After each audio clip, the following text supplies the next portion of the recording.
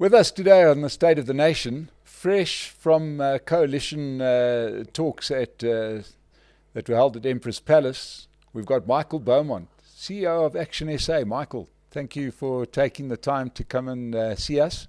It's been all over the news, the whole coalition discussions that you had, 7 parties there, hammering out an agreement well ahead of the next election. Are you happy with the way it went? Certainly, and I'll just quickly correct the idea of fresh. Anything but fresh. Yeah. A lot of rest required. It was 3 months of work that went into that 2 days. But certainly very happy. And I think we must frame our perspectives on success here, not just from a party political standpoint, but from a resident and a South African standpoint. People who believe change is necessary in our country and people who understand that our country has an urgency in terms of delivering that change are going to have to look upon this agreement as a huge step in the right direction. You know, we did a lot of public polling on this where 91% of South Africans wanted this process to succeed and saw it as the first step to fixing South Africa, which is, you know, a huge majority. But certainly I think this agreement is big relief to many South Africans who've been looking for something to hope for. Yeah. Now, let's first start about it. You said that you've done a lot of work in preparation for this, and one can understand that. The agreement, what came out of it that people should understand better? Well, I mean, certainly it's framed very strongly in terms of being an agreement for an alternative vision for South Africa. I think the political parties were very strong in the room to say we don't want this thing to be defined on being anti-ANC or anti-EFF. Yes, the ANC must be removed from government, but there must actually be a strong positive offering to the South African people. And in that regard, it presented a very strong vision.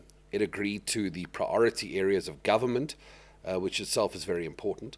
It dealt with the shared principles that would need to underpin such a government. And then it listed some common ground on the solutions that are needed to address the greatest challenges in South Africa. You know, from there it moved on to have a declaration where political parties ruled out any form of working relationship with the ANC and EFF after these elections, which I think itself, you know, we'll go into that, but that was a huge victory. As well as some shared ideas of how we would share power, that is, after an election. I think one of the things that people do not understand enough about our system is that in South Africa you get about 2 weeks between an election and an inaugural meeting to establish a government. In most countries where coalitions succeed, it's months that you have to develop that coalition agreement. We have only 2 weeks.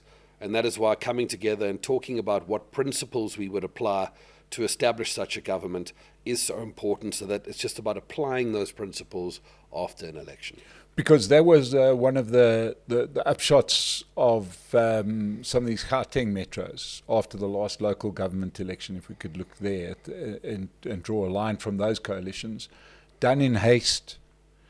People can then repent at leisure because some of those agreements, not everybody was thinking that they went the same. I presume that what you want to do is you don't want to have the situation where people say, flippantly, these coalitions will never work. Yeah, without any question. And I think everyone looked at the local government coalition experience and say, we can't import that into the running of our economy. And I think political parties have done exactly the same thing. So to any extent that your viewers are sitting there tearing their hair out saying not more coalitions, there's been a steep learning curve. Coalitions are new to our political system. They are new to members of the media. They're new to voters. And I think the lessons that are being learned were carried into this room. And I can't tell you how many times it was said, it can't happen the way it happened in local government. And I think that kind of thinking has really been underpinning a lot of the discussions we've had and a lot of the ideas that have been put on the table. Now, some of the big agreements we saw was certainly there was big agreement around leadership and the fact that the actual leader of the coalition, should you guys unseat the incumbents, that would be done at a later stage, not now. So it's not like you're coalescing under one leader. That's for starters. And then there'll be some kind of proportional leadership according to percentage of vote. Is that right? Yeah, it is right. And I think one of the big compromises that was made is that it was agreed that the largest party would not automatically have a de facto right to the candidature for presidency, which I think was a huge step forward. If you think about South Africa's political system, you vote for a political party, there's no vote for a president. So to take the vote for a party and then say we project therefore that this is the person that should lead is a bit of a leap. And it is the view of the parties that this is a matter we should consider independently, even of that particular factor. But I think from our point of view as well, that we really wanted to see a scenario where the discussion about the idea of leading this group would take place much later on. I think we are very mindful that the best thing we can do right now is to have a growing number of political parties that are well led by their own leaders who are bringing more votes to the table at this time. And you can imagine political parties like ActionSA, we are contesting provinces for the very first time. We need to go in there, put down our offer and campaign behind our offer rather than behind another candidate as well. Yeah, because, one can't, and we don't want to sort of get away from what you guys achieved in the meeting. We want to discuss that, in detail and some of the things that came out of there. But I found that some of the coverage around it has been quite interesting, and some of the response has been quite interesting, right? Quite clearly, we've got media that is doing the bidding of the government. This is my sort of favorite bugbear around corporate South Africa that have coalesced in trying to help the ANC get re-elected. We saw, all our captains of industry decide that this is a good time to try and rescue the ANC. It blows my mind. But, the media have sort of made quite a big thing of the fact that collectively you guys don't have the votes to unseat the ANC. But, of course, that's putting ActionSA, the most generous thing is taking the 2% of the national vote that you got in your 6 wards out of 200 and something, and applying that as your number nationally. Well, that's exactly it. I mean, I've heard a lot of comments to say that, if you add up 2019 or you add up 2021, you can't. And the reason, as you say, you can't from one standpoint is that ActionSA, I think it's agreeable, is going to emerge as one of the top biggest parties in South Africa next year. After contesting just 6 municipalities out of 278, came 6th with 2.38%. And obviously we're now contesting every one of those municipalities across 9 provinces now. So certainly that number will grow very steeply. Yes. You also got to understand the IFP is growing prodigiously at the expense of the ANC in KZN. That is a very populous province, and therefore big swings in KZN create big swings nationally. But there's a very important number that no one's paying attention to, Mike, and this is the number we need to talk about. It's 27 million. It's made up of 13 million unregistered South Africans, and is made up of 14 million registered voters who stopped voting. Now, when you understand that only 12 million people voted in total in the last election, that number 27 really does become a mountain. And the goal that this group of parties wants to work towards is to provide confidence and inspiration to those 27 million people. And I think you and I can understand that even a fraction of those people being animated by our work changes the numbers fundamentally. Yeah, now let's talk about that for a second, because 2 things on what you said. Firstly, let's deal with the IFP and their prodigious growth, which is, we're not making this up. If you're concerned about, or if you think that we just sort of saying that the IFP is growing, look at the by-election results. That's really what we are looking at. Are there any projections as to what kind of numbers or what kind of support this is manifesting? What did the IFP get in the last election? Probably about 5% or so? Yeah, about that. But in fact, one of the interesting things we did right at the start of this convention, and it wasn't projected out there publicly, is we went through an exercise we call building pathways to majorities.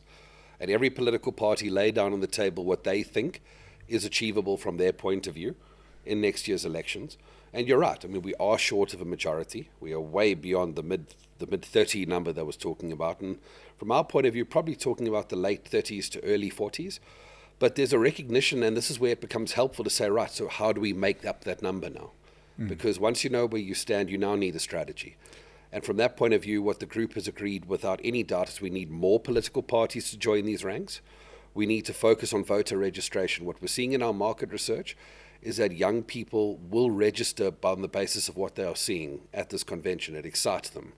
We need to get civil society partnering with us, because big political change has never happened without social partners.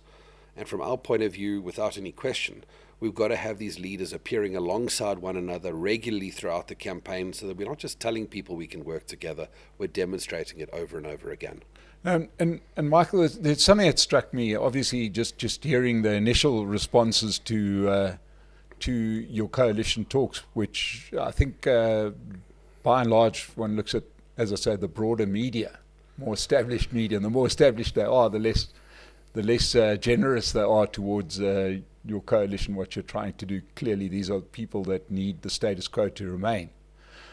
The one other thing that it will achieve, even if you don't get a majority, but you get a 40% representation, that's a sizable opposition. You know, it's one thing to say we've only been led by the ANC, but we've only been led by an ANC that has had a relatively small opposition that they've had to face. I mean, I think at best, at any given stage, I think at one point the DA got up to about 25% or so. That's been the biggest in opposition that the ANC have had to face. It's going to be a big difference if they've got a sort of group of 40%. Yeah, I think the biggest the DA was about 22 nationally. 22. But I think from our point of view, and I'm going to sound a little bit hard here, I hope you'll forgive me, but we've been quite clear, as of other parties, we're not here for a minority. Yes. South Africa will not be saved from the opposition benches. You know, it's not going to be accountability and scrutiny that's going to fix load shedding and tackle our economy and provide the direction that's required to put South Africa on a new path. So we are absolutely and unashamedly focused about building that majority. Yes. We believe it can be done. We believe we're a lot further than people realize. But we also know that the people who have stopped participating in our electoral system are excited by this project that we have started. But like all things, you know, politics is a game of momentum. We've made a first impact here, and the impact has been good. But how we follow it up in the weeks and months that come are now going to be critical to make sure that we can put those numbers down with a registration weekend coming as soon as November, the 18th and 19th this year. Okay, and you mentioned about getting a few more parties involved. You have 7 parties there, of which I think it's safe to say 2 of those parties nobody had heard of, really. Right? There are a couple of candidates parties out there. Probably the largest or most influential, certainly the loudest of them all, is the Patriotic Alliance. There have been a few issues there. And I know that the DA has had a particular problem with the Patriotic Alliance and vice versa, and that probably stems from a lot of very politicking in the Western Cape, right? Quite severe. They sort of sitting on the fence. At our live event, I did accuse them of trying to play the lottery after the numbers have been announced. That seems to be their tactic, right? To wait until the outcome of the election and then decide which side they're going to flip or flop to. Are you hopeful that they might become part of this alliance? I am. In fact, not even just the PA, because while ActionSA has been quite vocal about the need for the PA, we must be clear, ActionSA doesn't have an affinity towards one party or another. We have an affinity towards seats in parliaments and legislatures that build majorities. Because as you say, political parties that don't win seats, they don't contribute to the project. And in our opinion, there's probably 4 that we need to have into our fold fairly quickly. In our view, the ones that are easily agreeable should be the ACDP, Rise Mzansi, and BOSA. But from our point of view as well, the Patriotic Alliance belongs in that group. We acknowledge that there has been difficulty in the recent past. We acknowledge that some of their decisions have been counter to our beliefs. But at the end of the day, we've been very deliberate in the resolution that we have made, is that political parties who subscribe to the vision and the solutions that we have laid down in this document, as well as the declaration as it relates to the ANC and EFF, must come forward. And if they are willing to do that going forward, we are not going to use the past to convict anyone or condemn them. We want to build a majority, and we cannot be so small-minded to say what happened in Joburg or what happened in Ekurhuleni that's going to be the basis upon which we condemn South Africa to 5 more years of ANC government. It can't be. Okay. So, yeah, they may, in other words, you're leaving the road open for them to play both sides of it, I'd imagine, because really the way the Patriotic Alliance must be hearing that is to say, keep your coalition that you currently have with the ANC, but speak to us as well. No, not at all. I mean, if you look at that declaration, anyone who wants to talk to us in terms of that agreement has to talk to us on the basis that they are going to be exclusive in terms of working for change with this group of parties. So there's no scope for political parties to run with the fox and hunt with the hounds anymore. They're going to have to pick a side. And I think it's good for South Africans because ultimately we see this election as a referendum on change. Political parties that come together around change on the one side, and political parties that come together around the ANC, who would represent a continuation of the status quo or, God forbid, even an acceleration. And I think the choice in this election has to become crystallized down to that point of view. But I also think already to kind of go back to a point you made in your previous question there, we're already seeing movement in those political parties. You can imagine those political parties must have been asked 1,000 times in the last 72 hours, why are you not there? Because they are watching a wave of momentum, they're watching an agreement being forged. You know, they're effectively now going to have to come into a discussion where there is an agreement, which is much, more challenging than when you're participating in the formation thereof. So I think for that reason, I think there's going to be a movement fairly rapidly in that regard. And if I read between the lines, it's already starting. You mentioned some of the parties that are outside of that don't fit neatly into the other side of the aisle. We're roughly getting to two parts of to two almost voting blocks in the country, separated by ideology, right?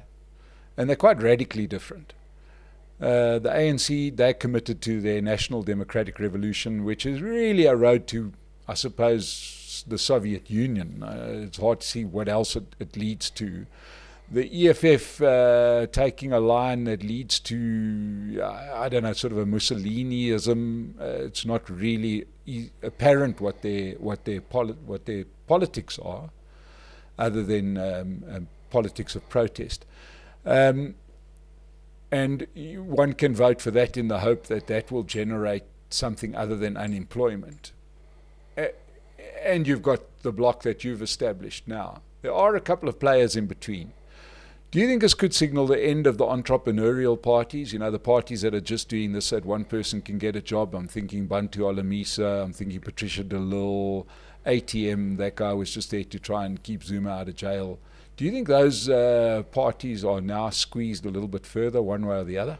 I think so. I think there's something of a strategic no man's land in this equation, and if you accept that kind of bipolar question I spoke about in terms of next year's election being a referendum on change, there is a group of parties that may find themselves somewhere in the middle. Yes. Whereas they don't believe that they belong with the ANC and they find it damaging to associate with the ANC.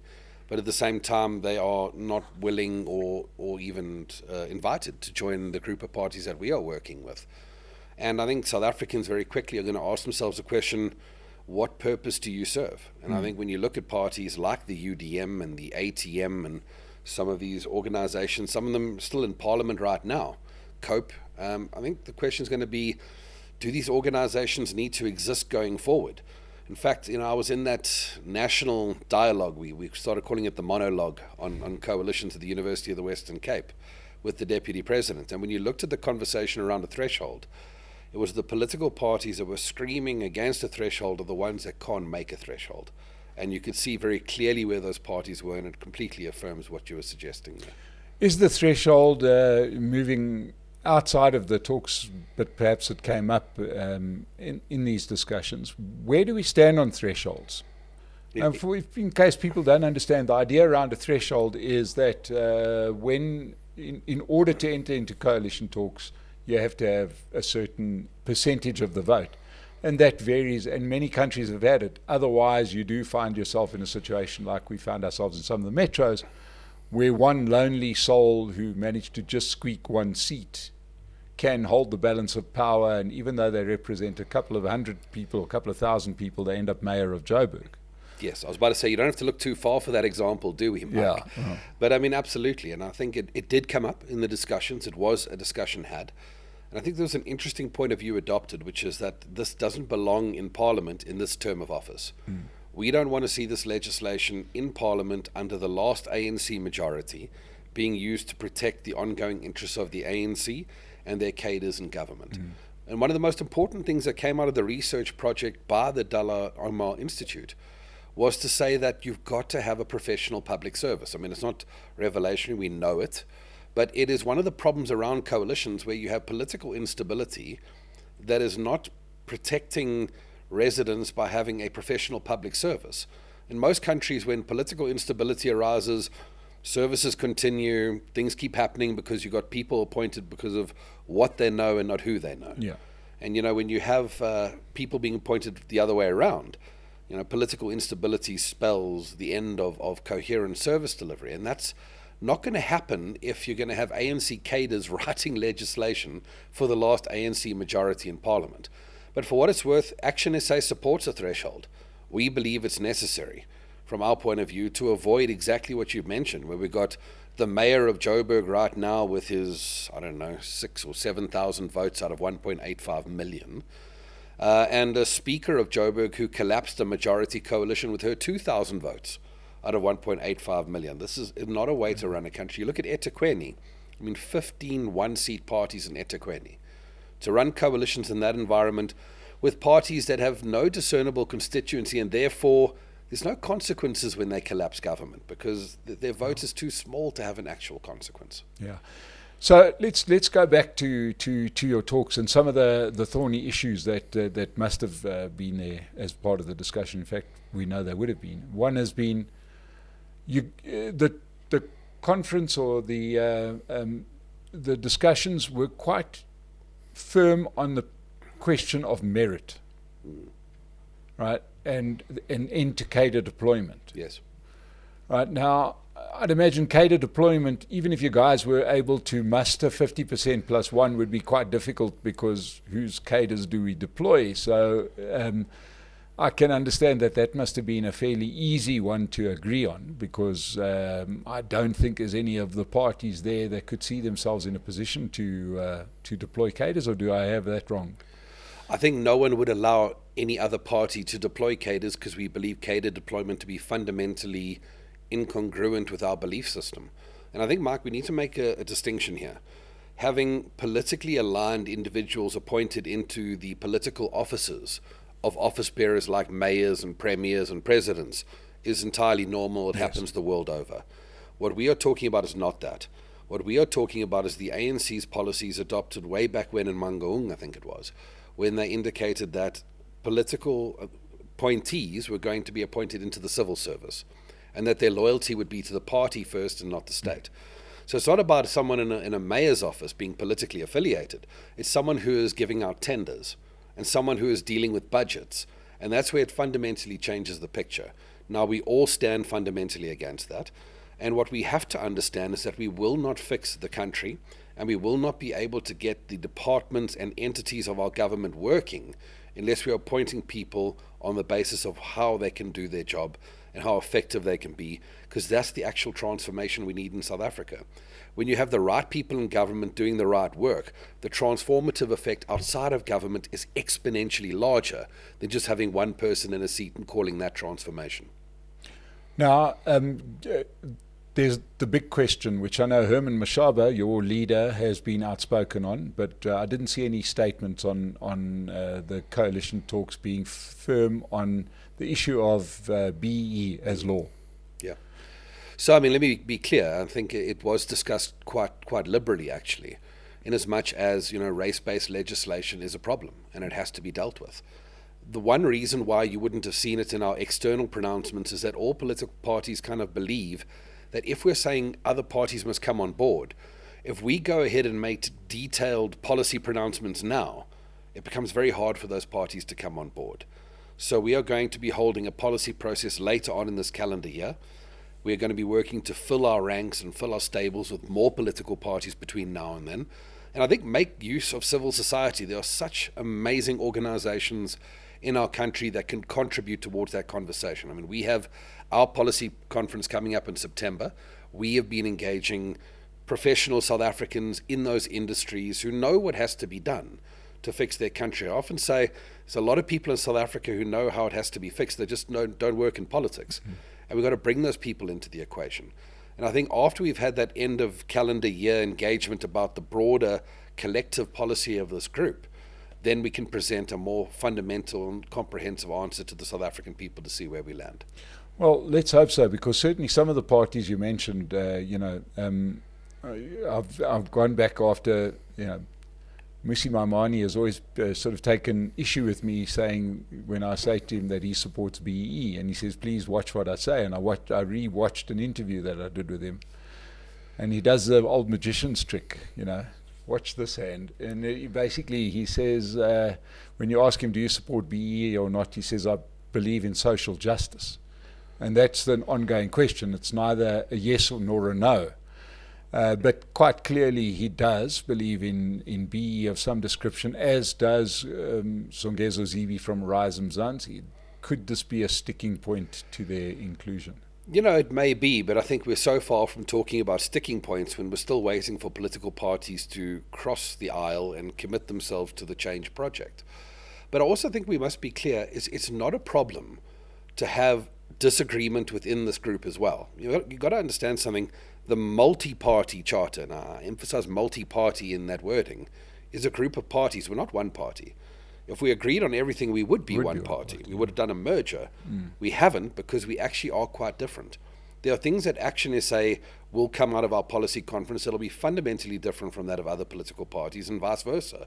And those differences are actually good, because even with voters who want to align to change, they must have choices within our grouping, so that they can have the best possible choice, and they can ensure even within the coalition, the relative strength of the different offers have different kind of proportionalities that arise from their choices. And we're quite clear on that. Any effort to try and ensure we don't spend an election campaign bashing one another, which I think is a very positive outcome, doesn't change the fact that we are in a robust environment. We must engage, and battling ideas is a good thing for South Africans, and we mustn't shy away from that.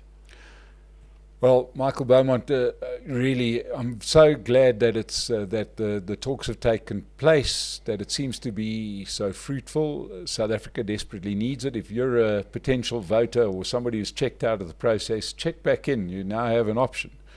And at least you know that with a bit of luck, our nightmare could end of or else if you're enjoying the load shedding and unemployment, just keep on voting for the ANC or not voting at all. Because by not voting, you are telling the world that you are happy with the way that South Africa is being run. And I think that's a message that has to get out, that people need to get out there. They don't have to do a lot. We're not asking people to dig holes or anything. We're asking them to just get out there and say whether they're happy with the way the country is being run or not. Well, Mike, to put it to you this way, and I think the comment was made so many times in the last 2 days, we can come together, we can put aside differences, we can lay down shared solutions, we can do the most amazing thing as a group of parties against great odds. But without votes, it's meaningless. Yeah. The IEC doesn't count agreements, they count votes. Yeah. And for that reason, we need South Africans to get behind this and empower what we are doing going forward. But we recognize we have a huge role to play in the remaining months of this election to give that inspiration and give that reason to a lot of people who are very disillusioned. Michael Beaumont, thank you so much for joining us today in the State of the Nation. To everybody that's watched us, thank you so much for joining us. Please leave your comments below as to what you think of the multi-party agreement that's been hammered out. Let's see where we need to go, and we'll find somebody and we'll put those questions to them. Michael always makes himself available. If you've watched it till now, subscribe to the channel. Michael Beaumont, all the best with your work going forward. Thank you for joining us. Thank you. It's a great channel. I always look forward to talking here. Thank you.